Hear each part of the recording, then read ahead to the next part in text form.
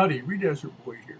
Hey, it's been quite a while. I've been doing some traveling and different things, but I really do appreciate everybody kind of hanging with me and being patient. I know I showed you my new trike that I had, and been doing some other things, and I got some changes ahead, but let's try to get back to the basics of what this whole channel is about, which is not just some travel and other things, leisure and so forth, but also talking about, firearms as a hobby. I'm a hobbyist, enthusiast, and so forth.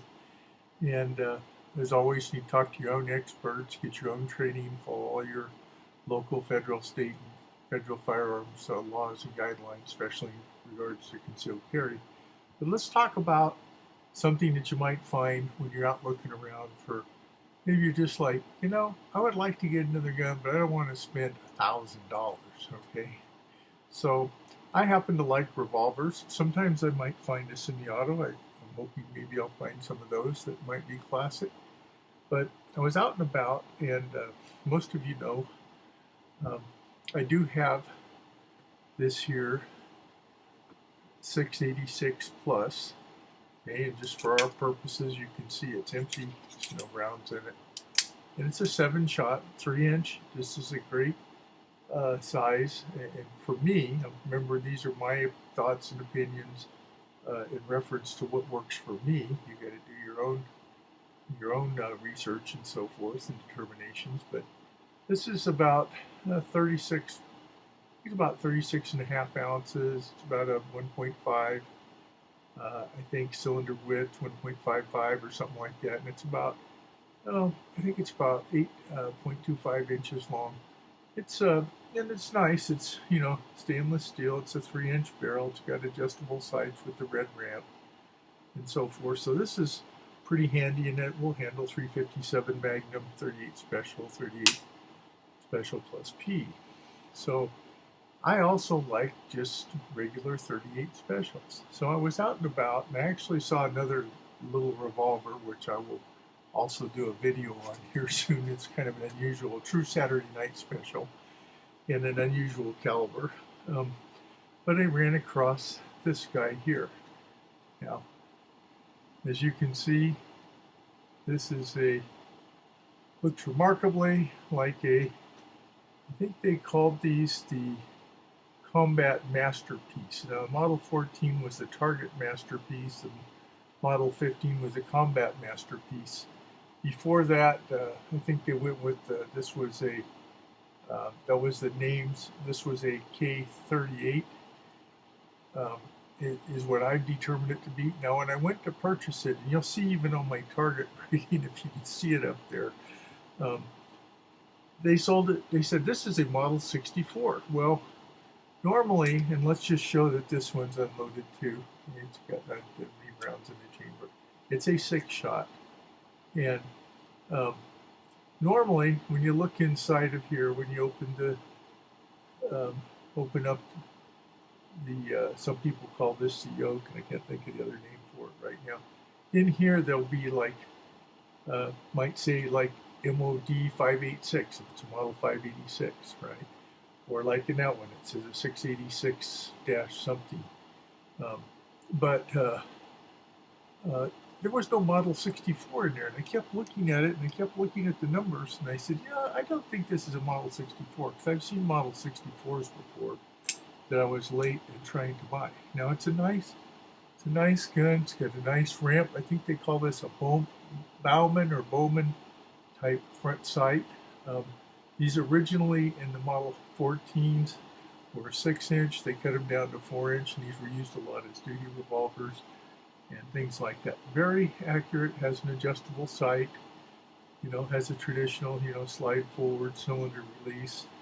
The trigger is serrated, and it has a nice hammer on it. Not the super tightest lockup, but adequate.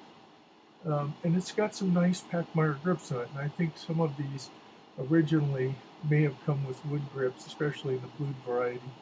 I'm not a super expert on it, but as I researched the serial number on this, I came to the conclusion that this was actually And we determine it's not loaded and so forth.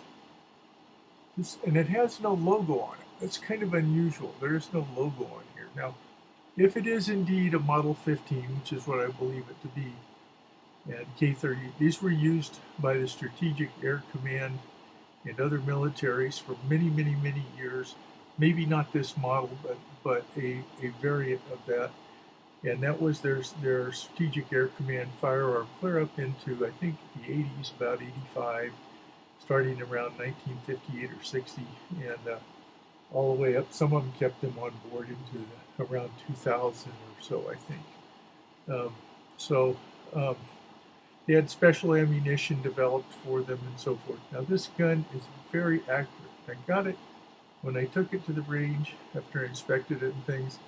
Just kind of looked it over, made sure, it was clean, no obstructions in the barrel, so forth. Things you do before you go to a range, you'll make sure everything looks like it's marching order to the best of your ability. Now, if I'm not a gunsmith, I just kind of do that myself, make sure it's clean and all that, and then go to the range.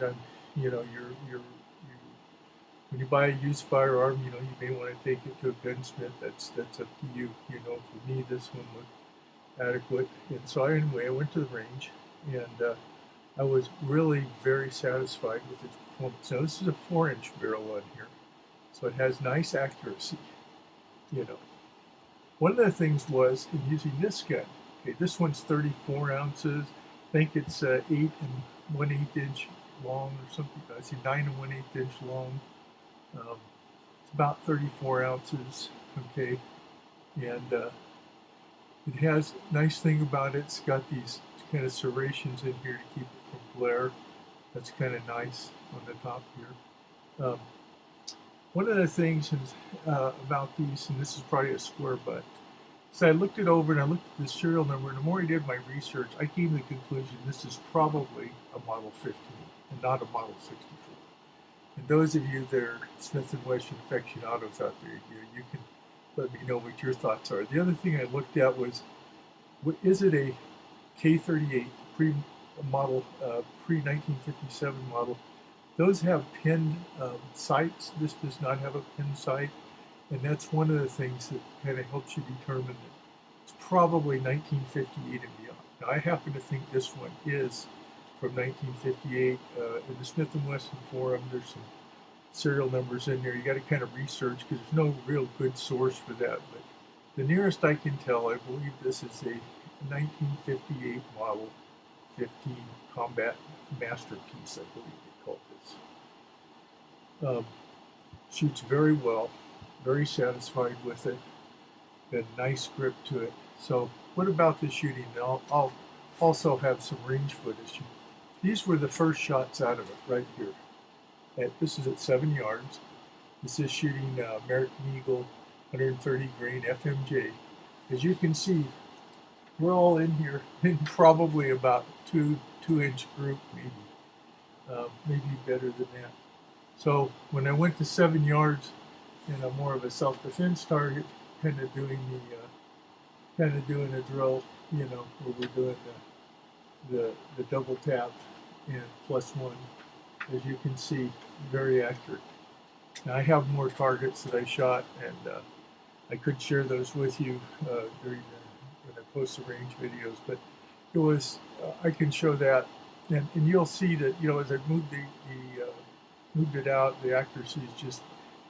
I think it's like this was derived from the Target Masterpiece. It's a very accurate revolver, very easy to shoot, very easy to shoot in the sense of recoil, compared to shooting 357 Magnum rounds. Now, one of the things that forced me to kind of look for a 38, and the quality of this is better in my opinion from what I've seen in the more recent Model 10s that Smith and Wesson has on the market. That's just my personal opinion. And the price of this, you can probably find these at $200, $300, $400 range. Of course, this one was much more expensive, closer to $1,000, $900 something, something like that. You have to check around, but it also has 7 shots. It also does Magnum.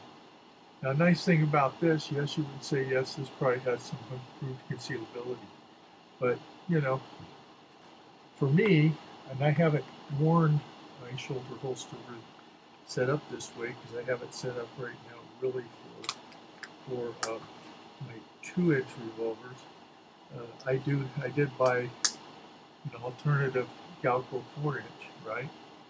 Which this is made for an L frame, but even though that's the other thing, the 357 I showed you, the 686 Plus is an L frame, and this is a K frame, right?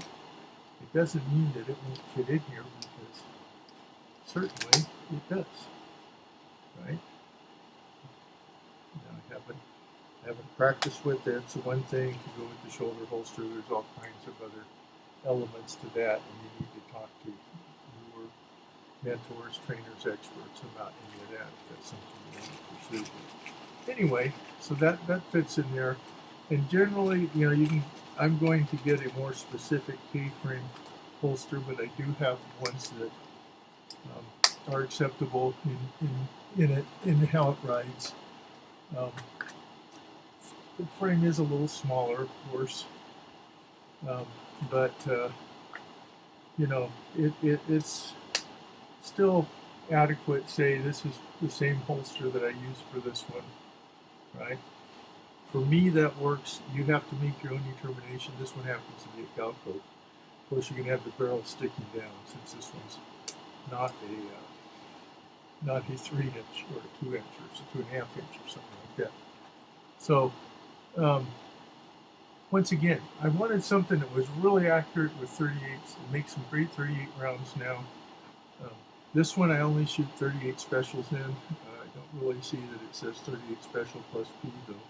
Some people might try to make the argument that it probably could. I'm just a little more cautious with that. That's my approach. What I noticed when I went to the range, when I was shooting 38 specials and 38 plus Ps in these, I was like, gosh, I wish this was I felt like, well, I just need to practice more because I didn't feel like I was getting the accuracy. Well, remember, this is a 357. There's still a difference inside the cylinder, for where the bullet is at, because it's a little bit shorter. So when I went to the range and I shot both of these, I said, I'm just going to shoot 357s in the 357, 38s, of course, in the 38. Very special, And I felt like my accuracy was much, much better. I have some similar targets to this for the 686 Plus, and I felt like, this gun is made for 357. That's its primary cartridge, and, maybe you should consider, for me, I may consider that being the one I carry. Usually I carry plus Ps in it. It's not that it isn't accurate, it's just that I think the accuracy is best suited for the round that it was actually designed for, as far as the highest power round that it was designed for me and how I shoot. So, anyway, I just wanted to share all that with you. I didn't mean to ramble so long, but, this is something nice. Once again, take another look at that. I'm sorry I don't have my most megapixel perfect gun. The forcing cone looked nice. The trigger works fine. And we determined it's unloaded. It's got the old style firing pin, of course, like the new ones. So, Free Desert Boy always says, if you like this video, please like, comment, and subscribe. But also, be safe out there, whatever you're doing. Bye now.